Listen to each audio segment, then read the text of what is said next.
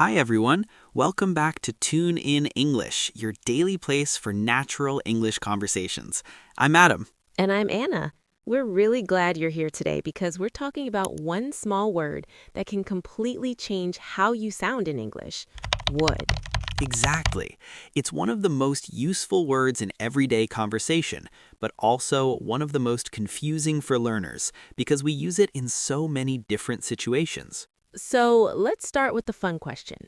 Adam, if you won the lottery tomorrow, what would you do? The classic question. Honestly, the first thing I would do is take a long vacation, maybe travel around Europe for a few months. After that, I would probably invest some of the money and help my family as well. What about you? I would definitely buy a house with a big garden. I've always wanted a peaceful outdoor space where I could relax, read, and maybe grow some vegetables. And I would finally adopt a dog. Actually, maybe two dogs. That already sounds like a dream life. And notice something important. In both of our answers, we used would naturally. I would take, I would buy, I would adopt. That's exactly what today's lesson is about. Yes, because many English learners ask, why do we sometimes say will and other times would? Even native speakers often use it automatically without thinking about the rule. That's true. When learners ask native speakers for explanations, the typical answer is, it just sounds right, which is not very helpful. Not helpful at all. So today, we're going to break it down clearly. There are about 5 or 6 main everyday uses of would, and once you understand them, you'll start noticing them everywhere in movies, podcasts, conversations, and emails. And the good news is that you probably already use many of these patterns correctly. We're just making them conscious so you understand why they work. I like that idea, making the unconscious conscious. It feels like turning on a light in a room you've already been walking through. Perfect description. So let's start with the first major use of would: hypothetical or imaginary situations, things that are not real right now. Like the lottery example we just used. Exactly. When we say, if you won the lottery, what would you do? The lottery win is imaginary. Because it's not real, the result uses would. So we say, I would travel the world, I would buy a house, I would start a business. Right. And here's the important pattern: if plus past tense, would plus base verb. That part always confused me.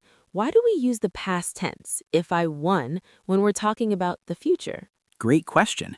In these hypothetical sentences, the past tense doesn't actually mean past time. Instead, it signals unreality. It tells the listener this is just imagination. That explanation actually helps a lot. So if I say, if I have $1 million, I will travel, it sounds possible. But if I say, if I had $1 million, I would travel, it clearly sounds imaginary. Exactly. That small change tells the listener whether the situation is realistic or hypothetical. Let me try a few examples. If I had more free time, I would learn another language. If I lived near the beach, I would swim every morning. Perfect examples. And here's another interesting point learners often ask about. Should we say if I was or if I were? Yes, I hear both all the time. Which one is correct? Traditionally, in formal English, we say if I were for hypothetical situations, if I were you, if she were here. But in everyday casual conversation, many people also say if I was. Both are commonly accepted now, especially in spoken English. That's good news for learners. Less pressure to be perfect all the time. Exactly. The most important thing is remembering that would appears in the result part of the sentence.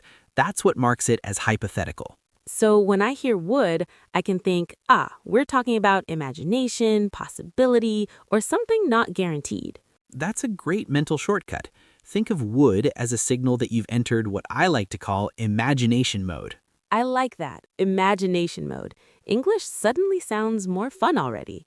And hypotheticals are just the beginning, because another extremely common use of would appears in everyday polite conversations, especially when we ask for help or make requests. Yes, that's the one people hear constantly, at work, in restaurants, in emails, everywhere. Exactly.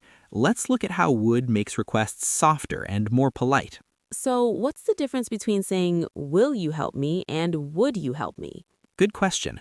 Will you help me is direct and not necessarily rude, but it can feel a little strong, especially in formal situations.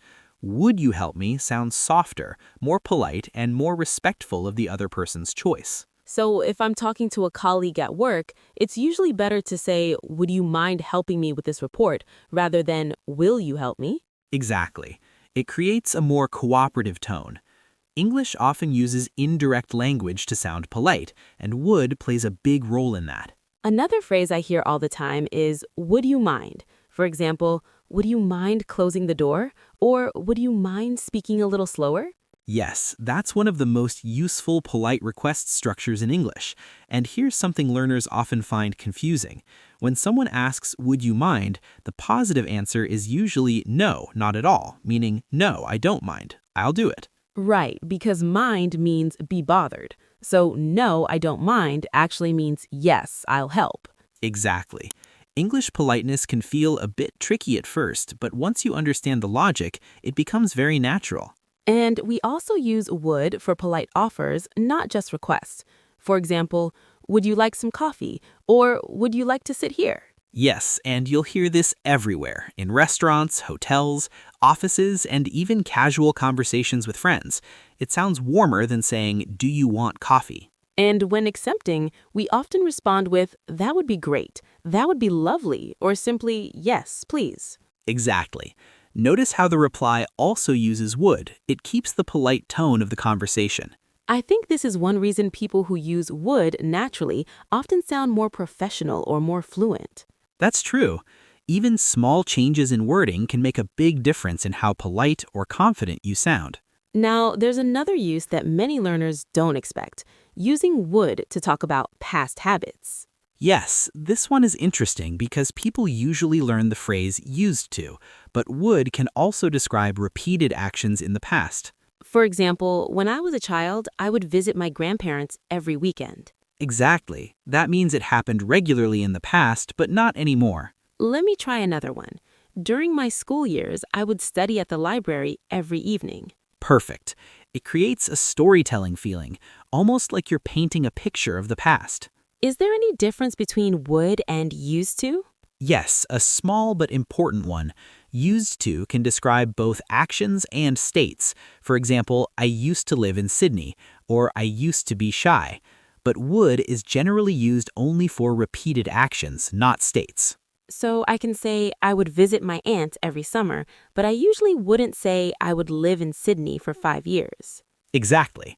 In that case, used to live sounds more natural. That's a helpful distinction, and I agree, it really does sound more literary when we use would for memories. For example, my grandmother would bake cookies every Sunday, and the whole house would smell amazing. That's a great example. It feels warm and nostalgic, which is why storytellers often use this structure. Another extremely common use of would is when expressing preferences, especially with the phrase would rather. Yes, for example, I would rather stay home tonight, or I'd rather take the train than drive. I use that all the time. I'd rather drink tea than coffee. I'd rather go in the morning. I'd rather not discuss that right now. And notice how I'd rather not becomes a very polite way to decline something. Instead of saying no, which can sound abrupt, you say I'd rather not, which sounds softer and more respectful. That's very useful in professional situations, especially when you disagree with something. Absolutely. English communication often values diplomacy, expressing your opinion while maintaining a positive relationship. So far, we've covered hypotheticals, polite requests, polite offers, past habits, and preferences. That already explains a huge percentage of how would is used in everyday conversation. And there's still another important use, reported speech, which appears constantly when we talk about what someone said earlier. Right, that's when will often changes to would. Exactly. Let's look at how that works in real conversations. So how does would work in reported speech exactly? Let's start with a simple example. Imagine someone says directly, I will call you tomorrow. Later, when you tell another person about that conversation, you usually say, he said he would call me tomorrow. So will becomes would because we're reporting something that was said in the past. Exactly. This change is often called backshifting, and it happens with several verbs. For example, can often becomes could, and am or is may become was. Let me try. Direct speech. She says, I will finish the project tonight. Reported speech. She said she would finish the project that night. Perfect. And you'll notice we use this pattern all the time in daily life. For example, my manager said he would send the email, or they promised they would arrive early. I realize now that I say sentences like that almost every day without thinking about the grammar behind them. That's the beauty of natural language. Many patterns become automatic once you hear them often enough. Are there any useful everyday expressions that include would that learners should know? Yes, many common conversational phrases use would. One of the most popular is I would love to. It means you really want to do something, but it still sounds polite and relaxed. Like, I would love to visit Italy someday, or I'd love to join you for dinner. Exactly. Another very useful expression is that would be great. People use it constantly when accepting suggestions or offers.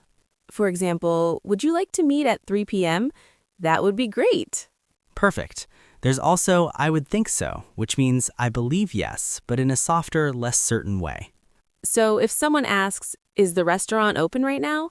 I could say, I would think so, meaning I'm fairly sure but not completely certain. Exactly.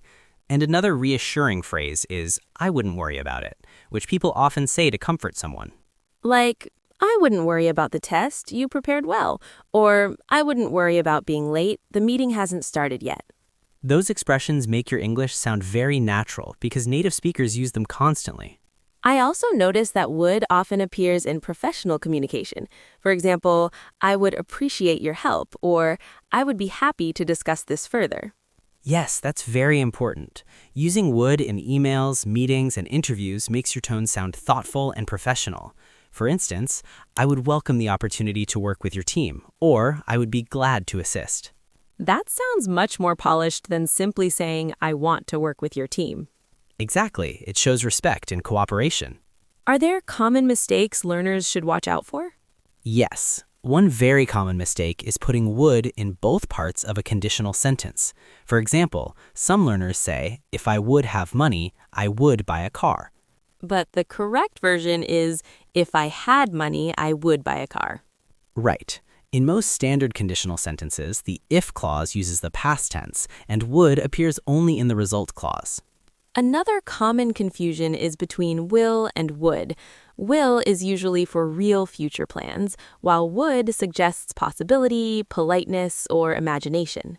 Exactly. Compare, I will call you tonight. That sounds like a definite plan, but I would call you if I had your number suggests a condition or possibility. That difference is very clear once you see it in context.